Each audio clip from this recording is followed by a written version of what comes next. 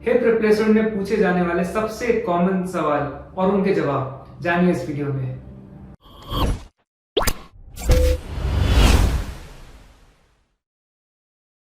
सबसे पहला, hip replacement कराने की सही एज क्या है।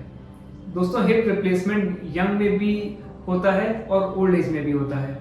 यंग में इसके कारण अलग हैं, जैसे एवीएन हो गया, रूमेटॉइड आर्थराइटिस या एंकिलोजिंग स्पॉन्डिलाइटिस।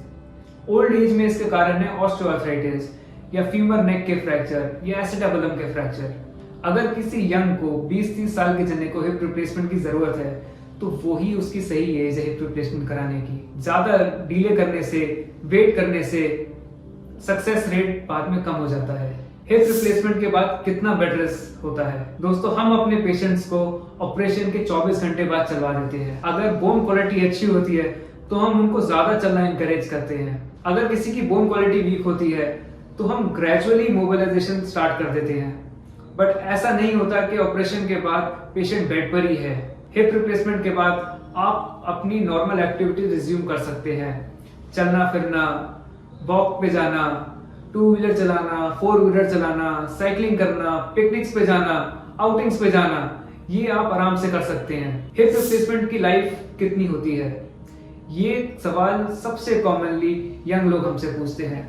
दोस्तों, अगर अच्छी कंपनी के इम्प्लांट यूज करें तो 80% लोगों के ऑपरेशन 25 साल तक चलते हैं। तो लोग पूछते हैं तो उसके बाद क्या। अगर उसके बाद आपकी हिप खराब हो जाती है या कोई दिक्कत आती है तो रिवीजन सर्जरी का ऑप्शन भी है।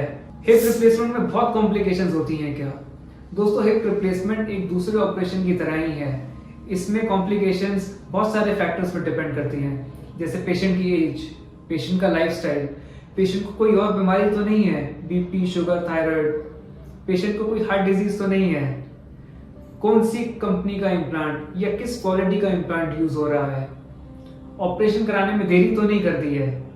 दोस्तों, अगर सही टाइम पे सही तरीके से ऑपरेशन हो तो it is a very successful surgery. Operation के कुछ दिन बाद ही आप अपनी नॉर्मल एक्टिविटीज रिज्यूम कर सकते हैं। क्या सारे हिप रिप्लेसमेंट सेम होते हैं? नहीं दोस्तों, सबका हिप रिप्लेसमेंट अलग होता है क्योंकि सबकी बॉडी अलग अलग होती है। आपके हिप रिप्लेसमेंट के लिए आपकी बोन के हिसाब से इम्प्लांट जाएगा, आपकी एनाटॉमी के हिसाब से उस पोजीशन पे इम्प्लांट लगेगा। तो सबके हिप रिप्लेसमेंट अलग अलग होते हैं। आपके सर्जन ऑपरेशन के टाइम डिसाइड करेंगे किस साइज के इम्प्लांट्स, किस पोजीशन में इम्प्लांट्स आपके लिए बेस्ट सूटेड हैं। क्या हिप रिप्लेसमेंट की सर्जरी डिले करी जा सकती है? दोस्तों, हम एडवाइज नहीं करते हिप रिप्लेसमेंट को डिले करना, क्योंकि जितना आप हिप रिप्लेसमेंट को डिले करते हैं आपकी हिप उतनी खराब होती रहती है। हिप छोटी होने लग जाती है, आपका पैर छोटा होने लग जाएगा, साथ ही साथ आसपास की मसल्स, जॉइंट कैप्सूल्स भी छोटी हो जाती हैं। बाद में ऑपरेशन तो हो जाएगा बट पैर कितना लंबा हो पाए, मसल्स कितनी खिंच पाए, वो फिर आगे समय के साथ ही पता चलेगा। लेट करने के बाद रिहैबिलिटेशन भी लंबी होती है, काफी टाइम तक लंगड़ापन रहेगा। जब तक मसल में पूरी स्ट्रेंथ या पावर नहीं आ जाती तब तक आप नॉर्मल वॉक नहीं कर पाओगे। इसलिए हम एडवाइस नहीं करते इस ऑपरेशन को डिले करना।